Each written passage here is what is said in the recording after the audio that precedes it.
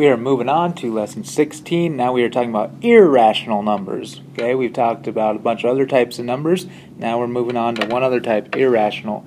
You got two objectives here. Sorry, this doesn't say objectives, but you know what I mean. Your first objective is to define irrational and real numbers, and your second is to approximate a square root. So let's get moving on. Okay, your fun fact of the day is the fear of vegetables is called lachanophobia. Okay, that's my best guess at how to say this word anyway, lachanophobia. And yes, that is an actual fear. Some people are afraid of vegetables, which is really weird. Alright, let's get moving on with some knowledge about irrational numbers. Okay, so we're going to talk about a bunch of different kinds of numbers here. Okay, so we've learned all about rational numbers. Okay, rational numbers, okay, I like to think of numbers as like presents. Okay, they're math's gift to us. So, rational numbers are a box of presents, okay, that are in this big box of things we call real numbers. Okay, so real numbers are every number that we'll ever talk about this year. Okay, when you get to Algebra 2, we'll start talking about imaginary numbers, which, yes, there are such a thing as those. But for now, we're all about real numbers. Real numbers have two different boxes of presents in them. Okay, they've got a box of rational numbers, which are counting numbers, whole numbers, integers, and then we also need to include fractions in there, and decimals.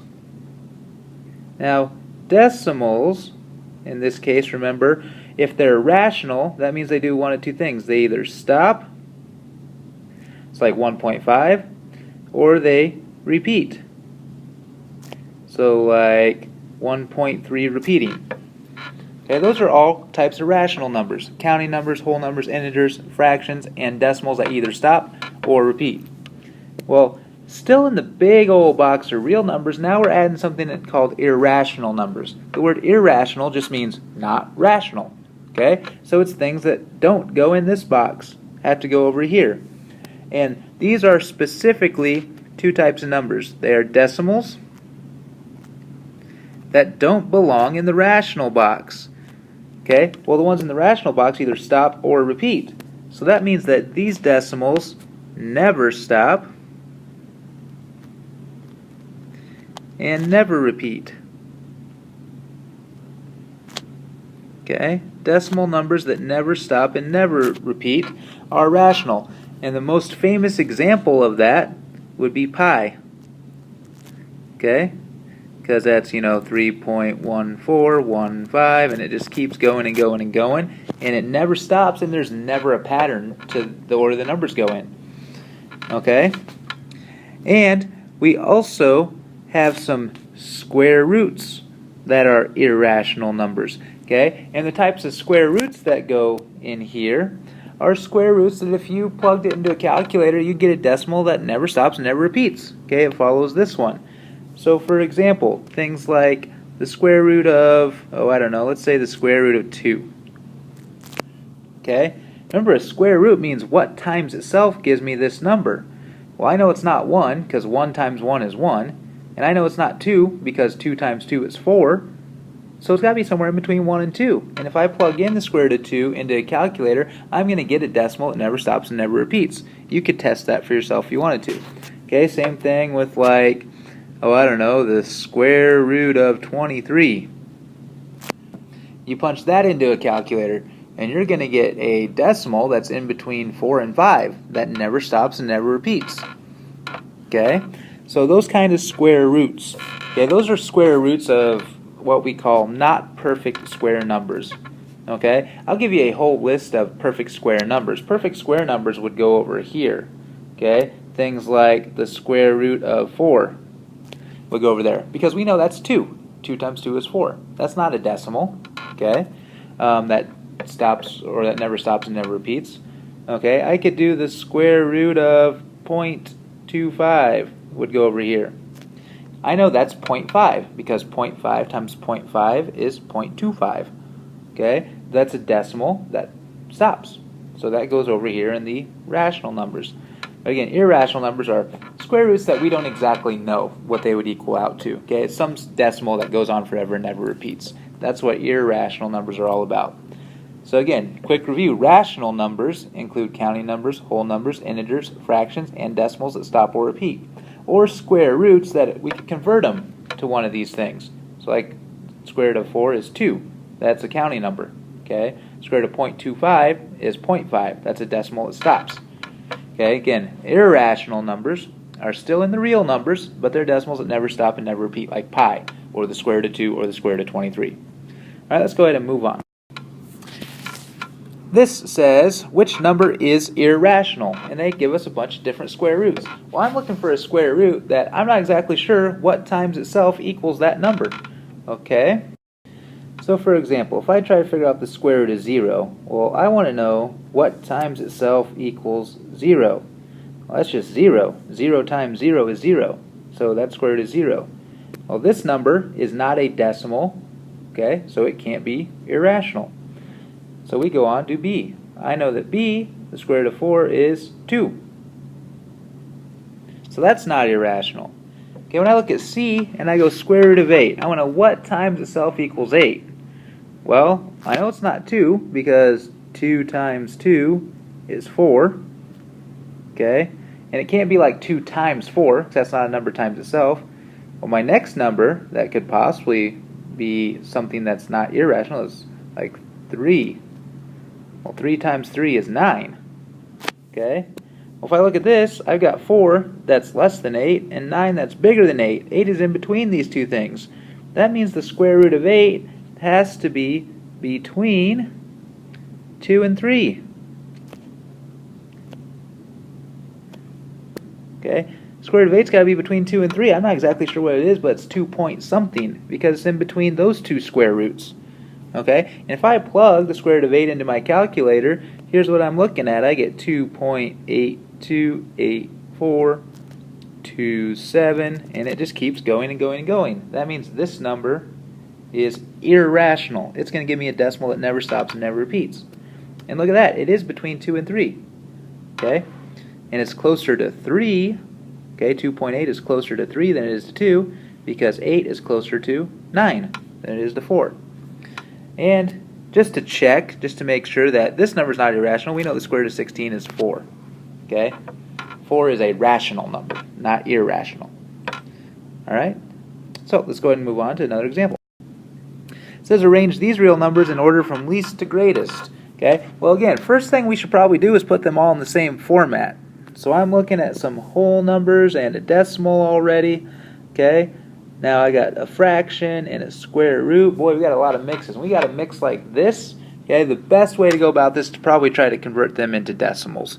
Okay, if we need to. So like 2 we can just leave. Actually, I'm going to rewrite the whole list here. 2, square root of 5, 5/9, 0, 3, 1.2, and 1. Okay, well 2, I'm just going to leave alone. Okay, 0, I'm just going to leave alone. 3, I'm going to leave alone. 1.2, it's already a decimal, we'll leave it alone. 1, we'll leave it alone. Okay, so I want to convert square root of 5 into a decimal, okay, and 5/9 into a decimal. Well, 5/9, I know that that's 0.5 repeating. Okay, it's 0.555555555. That's the pattern for nines. Okay, it's whatever the top number is repeating. And then the square root of 5, well, I'm not exactly sure what times itself gives me 5. Again, I know that 2 times 2 is 4, and I know that 3 times 3 is 9. Okay, so I'm not exactly sure what the square root of 5 is because 5 is in between these two. It's going to have a square root that's in between 2 and 3. And I'm looking at 5 going, well, I know 5 is closer to 4, so that means that my decimal approximation is going to be closer to 2 than it is to 3. So maybe like 2.1, 2.2, somewhere in there. And when I actually plug that into a calculator, I get like 2.236069, so on and so forth. So I'm going to go ahead and just put about 2.2 here. And the reason I'm stopping there is because that gives me a good enough idea. Well, it's more than this one, it's less than that one, so it's got to be in between there. Okay? Well, now I'm going to look at this list and put all of these numbers in order from smallest to largest. Okay? There's no negatives, so that means I got to start with 0.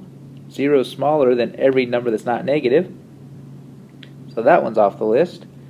Okay. Then I'm going to look for, let's see, anything that's less than 1. Well, 0.5 repeating is less than 1. And that's the only thing that's less than 1 on the list. So then I'm going to look at 1. 1's got to be next. Then I'm looking at 2, 2.2, 3, and 1.2, going, okay, 1.2 is lowest. And then 2 is lower than 2.2.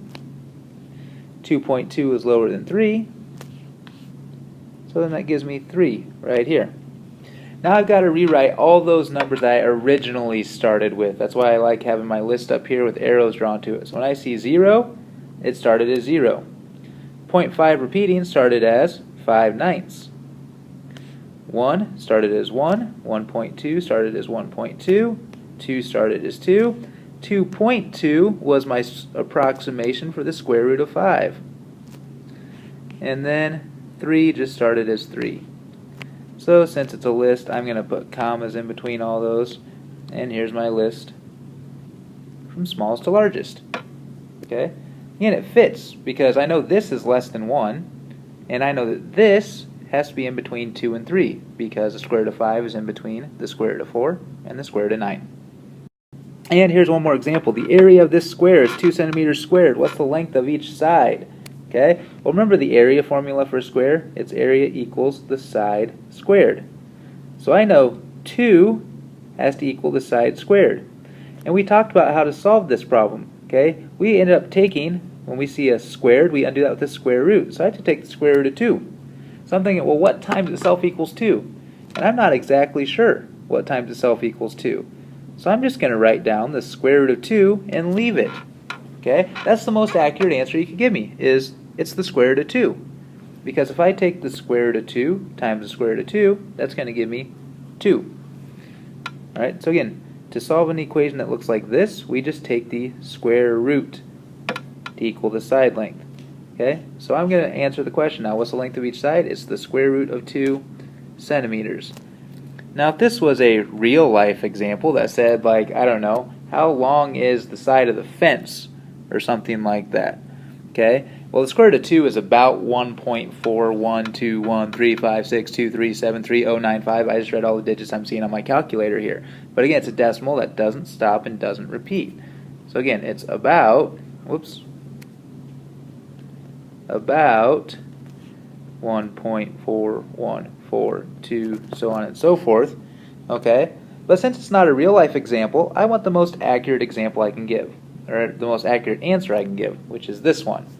If it was a real life and they wanted to say about how much, then I would tell them it's about 1.4 centimeters. Okay, because 1.4 times 1.4 gets me close to 2, but not quite. And that's it for the lesson on irrational numbers. If you have any questions, make sure you ask. This is kind of a joke. There will be no questions because I know this lesson's kind of confusing. So if you have any questions, make sure you're asking them. And happy homeworking.